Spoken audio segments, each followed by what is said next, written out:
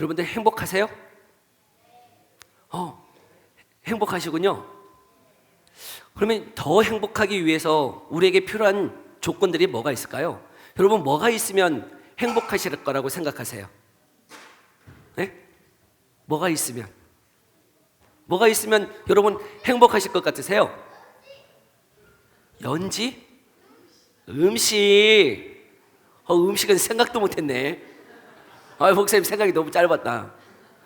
여러분, 우리에게 있으면 정말 행복할 게 무엇일까? 많은 사람들이 얘기합니다. 돈이 있으면 행복할 거라고 얘기하더라고요. 그리고 차가 있으면 행복하대요. 차가 그냥 모닝 이런 거 말고요.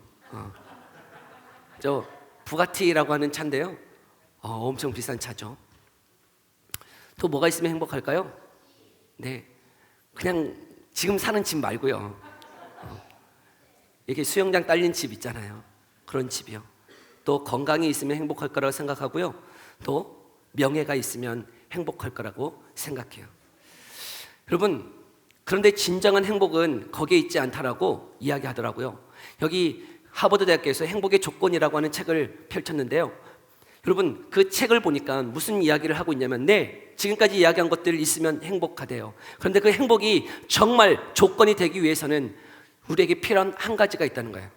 그게 뭘까요? 이 모든 것들, 돈도, 집도, 차도, 여러분 명예도, 이게 없으면 다 헛것이라는 거예요. 정말 중요한 행복의 조건이 한 가지가 있다고 얘기하더라고요. 그게 뭘까요? 사랑의 관계라는 거예요. 뭐라고요? 사랑의 관계. 여러분, 혼자 차 타고 다니고 혼자 좋은 집 있고 혼자 돈 있으면 뭐 합니까? 어떨 때 정말 행복하다고요? 사랑의 관계 속에서 그런 것들이 있을 때, 사랑의 관계 속에 있을 때야 비로소 그것들이 행복하게 느껴지더라는 것이죠. 그런데 여러분, 이것이 세상 사람들만 이야기하는 것이 아니라 하나님께서 말씀을 통해서도 이야기한 것이 있어요. 우리가 읽었던 말씀이기도 한데요. 다시 한번 읽어볼까요? 함께 읽어봅니다. 시작. 이스라엘아, 내 하나님 여호와께서 내게 요구하시는 것이 무엇이냐? 곧 내 하나님 여호와를 경외하여 그의 모든 도를 행하고 그를 사랑하며 마음을 다하고 뜻을 다하여 내 하나님 여호와를 섬기고 오늘 내 행복을 위하여 내게 명하는 여호와의 명령과 규례를 지킬 것이 아니냐. 아멘. 하나님이 말씀하시는데요, 너의 행복을 위하여 어떻게 하래요? 내가 명하는 규례와 법도를 지켜라 라고 말씀하세요.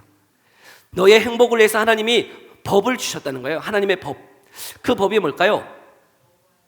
율법이라고 하는 여호와의 법이에요.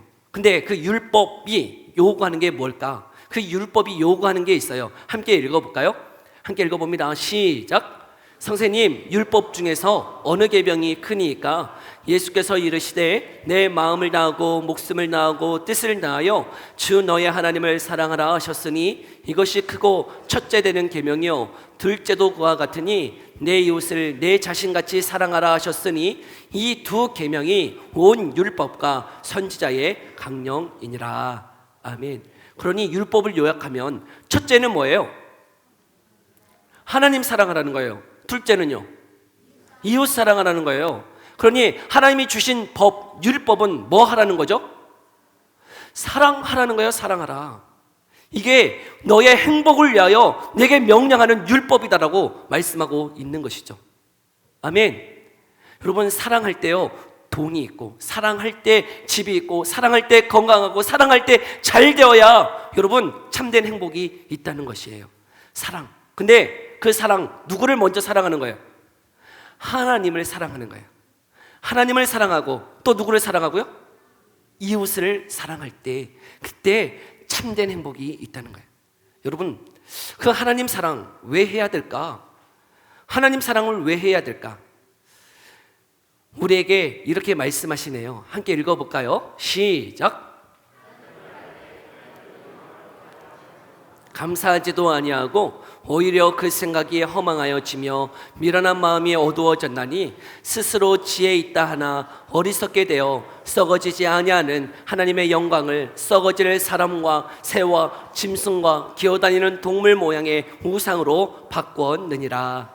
아멘. 우리가 앞에서 여러 가지 보았듯이 여러분, 원래는 우리가 어떤 존재로 지음을 받았냐면 하나님과 바른 관계를 유지하도록 지음을 받았는데 죄로 인해서 하나님을 사랑하지 못하는 자가 되었다는 것이에요.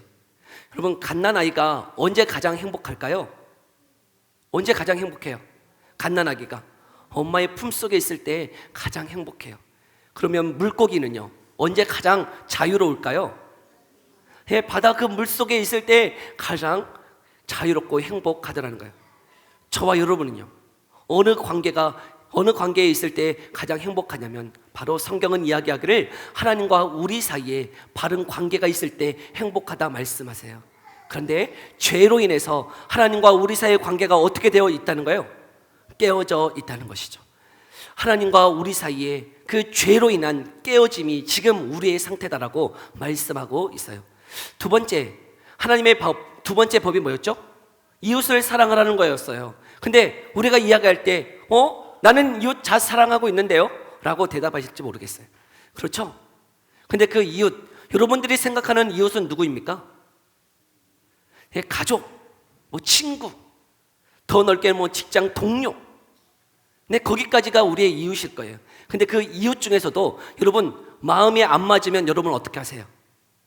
마음이 안 맞으면, 나와 색깔이 좀 다르고요, 나와 성격이 다르고, 나와 기질이 다르고, 나와 다른 성격을 가지고 있는 사람들을 여러분 어떻게 대하고 계세요?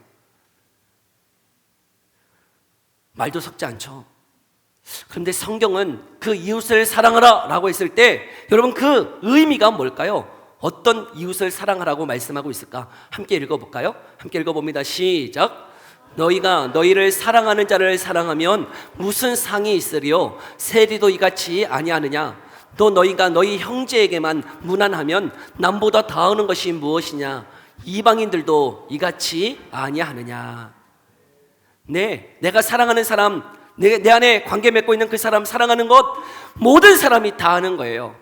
성경이 이야기하는 사랑은, 이웃을 사랑하라는 그 사랑은 내가 사랑할 만한 사람 사랑하는 것, 거기에서 머물러 있지 않더라는 것이죠. 그러면 무엇일까? 함께 읽어볼까요? 시작. 나는 너희에게 이르노니 너희 원수를 사랑하며 너희를 박해하는 자를 위하여 기도하라. 아멘. 내 이웃을 사랑하라 하셨을 때 하나님이 요구하시는 것은 어떤 사랑이냐면 원수를 사랑하는 거예요. 또 누구를 사랑하는 거예요? 박해하는 자를 위하여 기도하는 것이에요. 목사님, 그거 누가 합니까? 그거 누가 그렇게 할 수 있단 말입니까? 하나님이 왜 사랑해야 되고, 무슨 이웃을, 지금 내 옆에 있는 내 남편 사랑하기도 힘든데, 내 자식 사랑하기도 힘든데 무슨 원수까지 사랑합니까? 라고 질문할지 모르겠어요. 여러분, 이렇게 살지 않으면 어떻게 되는 거예요? 이렇게 살지 않으면 마침내는 어떻게 되는 걸까요? 마침내는 여러분, 하나님의 심판이 있어요. 우리가 이거를 거부할 수 있어요. 그렇게 살기 싫다고 반항할 수 있어요.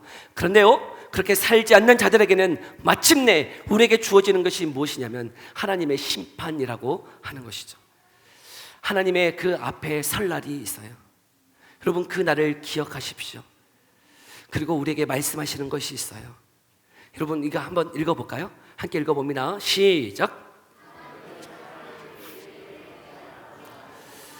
하나님이 자기의 독생자를 세상에 보내심은 그로 말미암아 우리를 살리려 하심이라. 사랑은 여기 있으니 우리가 하나님을 사랑한 것이 아니요 하나님이 먼저 우리를 사랑하사 우리 죄를 속하기 위하여 화목 제물로 그 아들을 보내셨음이라. 사랑하는 자들아, 하나님이 이같이 우리를 사랑하셨은즉 우리도 서로 사랑하는 것이 마땅하도다. 아멘. 여러분, 때로는 그렇게 사랑할 수 없다라고 우리 가운데 거부감이 생길 수 있어요. 그런데 여러분, 우리가 그렇게 사랑할 수 있는 비결이 어디에 있냐면 하나님이 먼저 저와 여러분들을 사랑하셨기 때문에, 그 사랑을 아는 자는 하나님을 사랑하고 이웃을 사랑할 수 있다라고 말씀하고 있더라고요.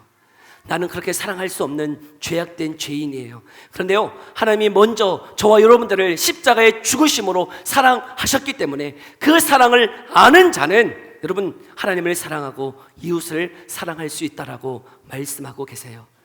그 사랑의 초대로 저와 여러분들을 지금 초대하고 계세요. 그 예수님을 믿고 나아갈 수 있기를 소망합니다. 그때 참된 행복이 있어요. 정말 남들이 알지 못하는, 우리는 생각할 때 돈이 있으면, 건강하면, 집이 있으면, 차가 있으면, 명예가 있으면, 더 큰 힘이 있으면 우리가 행복할 거라고 생각하고 있지만 아니요. 여러분, 바른 관계, 하나님을 사랑하고 이웃을 사랑할 때 참된 행복이 있어요. 근데 어떻게 그것이 가능하냐면 그 예수님, 날 위하여 십자가 지신 그 예수님을 믿을 때 비로소 그 사랑이 우리 가운데 싹트게 되어진다라고 말씀하고 있더라고요. 그 예수님을 믿을 수 있는 저와 여러분 되기를 소망합니다. 그 예수님을 믿으면요, 그 예수님을 믿으면 가정이 회복되어져요. 여러분, 부부 간의 그 사랑이 회복되어져요. 여러분, 그 사랑으로의 초대가 여러분 가운데 있기를 소망합니다. 그 예수님을 나의 주, 나의 하나님으로 고백하며 걸어갈 수 있기를 소망합니다. 왜 그렇게 해야 되냐고요? 전에 얘기했듯이 여러분, 우리는 그 하나님의 심판대 앞에 설 날이 있다는 것이에요. 하나님의 심판대 앞에 설 날이 있어요. 그러니 여러분, 그 심판대 앞에 설 날을 기억하면서 그 예수님을 나의 하나님으로 고백하며 걸어가기를 소망합니다. 여러분, 성경에 이런 말씀이 있네요. 함께 읽어볼까요? 시작. 우리가 바라는 것이 다만 이 세상의 삶뿐이면 모든 사람 가운데 우리가 더욱 불쌍한 자이리라. 아멘. 여러분, 네, 어떻게 보면 이 땅만 전부라고 생각한다면, 이 땅이 전부라고 생각한다면 네, 여러분의 생각이 맞아요. 여러분이 생각하는 것처럼요, 돈을 위해서, 건강을 위해서, 명예를 위해서, 사랑을 위해서 살아가는 것이 맞을 것 같아요. 근데 여러분, 이 세상이 전부가 아니라고요. 이 세상이 전부가 아니고 우리는 마침내는 하나님의 심판대 앞에 설 날이 있다고요. 그래서 그날을 기억하면서 그 예수 그리스도를 믿으라고 초청하고 계시는 그 예수님의 초대 앞에 저와 여러분들이 나아갈 수 있기를 소망합니다. 예수님이 기다리고 계세요. 여러분, 그 예수님을 영접하고 걸어갈 수 있는 이 시간 되어지기를 소망합니다.